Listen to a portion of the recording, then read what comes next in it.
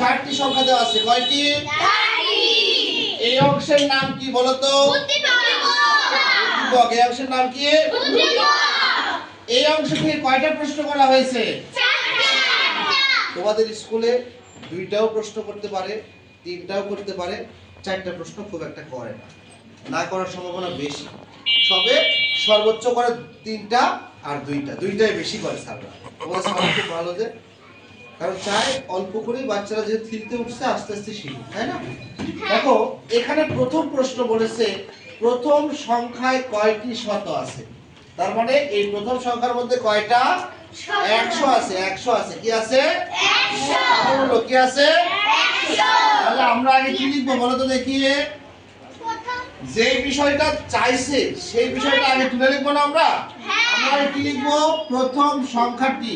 কি লিখবো বলো তো দেখি? বলো তো প্রথম সংখ্যাটি কত?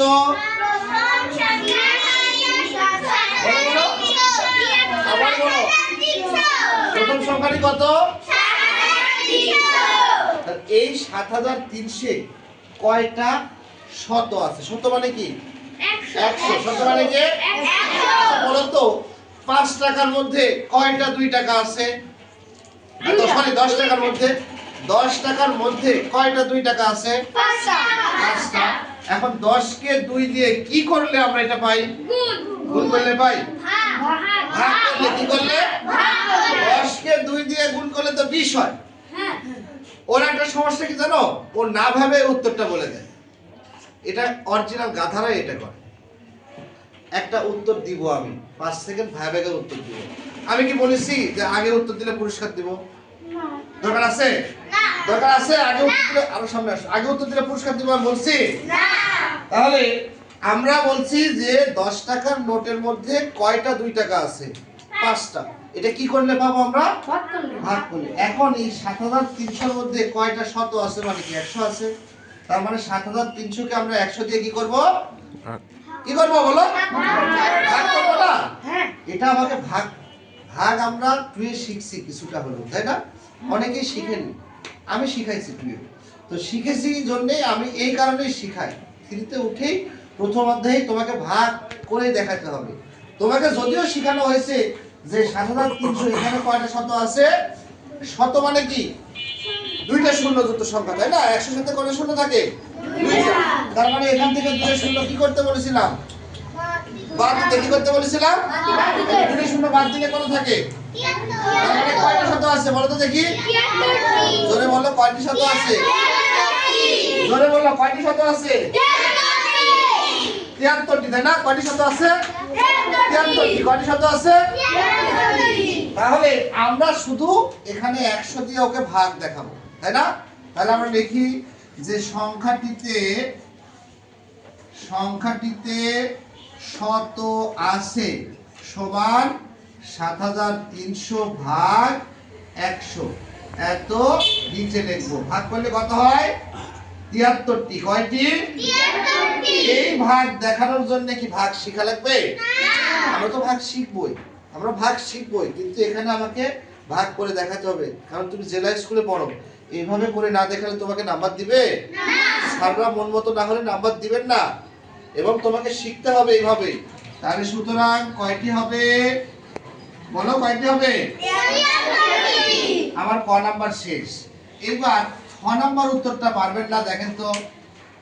খ নাম্বার দ্বিতীয় সংখ্যাটি কথায় লেখো। আরো কাছে থেকে ভিডিও নেবে, এখানে সব দেখতে ভালো করে কষ্ট হয়, একটু আগে কষ্ট হয়। তাহলে দ্বিতীয় সংখ্যাটি কথায় লেখো। কি লিখবো? দ্বিতীয় সংখ্যাটি কি করবো বলো দেখি? হ্যাঁ গুড। দ্বিতীয় সংখ্যাটি তাহলে আগে লিখতে হবে আমাকে। তাহলে আমরা লিখি দ্বিতীয় সংখ্যাটি। বলো তো দেখি দ্বিতীয় সংখ্যাটি কত আছে? বলো কত আছে? হ্যাঁ, এটা সহজে পড়ার জন্য আমরা কি করব? তাহলে আমরা লিখি সংখ্যাটি হবে কত বলো দেখি?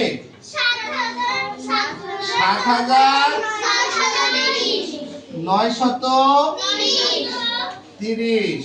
খুব কঠিন এটা, তাই না বাবা? খুব কঠিন, তাই না? এই তো আমার অঙ্ক হয়ে গেল। এখানে আমাকে স্যার নাম্বার দিয়ে দিবেন, ঠিক আছে? এইখানে এইটুকু তোমাকে লিখতেই হবে। যে কোনো সংখ্যা সম্পর্কে প্রশ্ন করলে সংখ্যাটার আগে উত্তর লেখা লাগবে, ঠিক আছে? প্রশ্ন তুলতে বলিনি, উত্তর তুলতে বলেছি। তাহলে কি কথা বুঝতে পারছো? এবার ঘ নাম্বার বলো তো কি প্রশ্ন করেছে। ঘ নাম্বার প্রশ্নটা পড়ার সময় দেখো। সংখ্যা শতকের স্থানীয় মান কত? শতকের অঙ্কের বা শতকের স্থানের স্থানীয় মান কত? তাহলে আমাকে আগে কি লিখতে হবে বলো তো দেখি। আগে তুমি তৃতীয় সংখ্যাটা লিখবে না? প্রথমে তুমি কি লিখবা? তৃতীয় সংখ্যাটি কি লিখবা? তৃতীয় সংখ্যাটি কত বলো দেখি। বলো দেখি তৃতীয় সংখ্যাটি কত? তাহলে আমরা লিখবো সংখ্যাটিতে শতকের স্থানের বা শতকের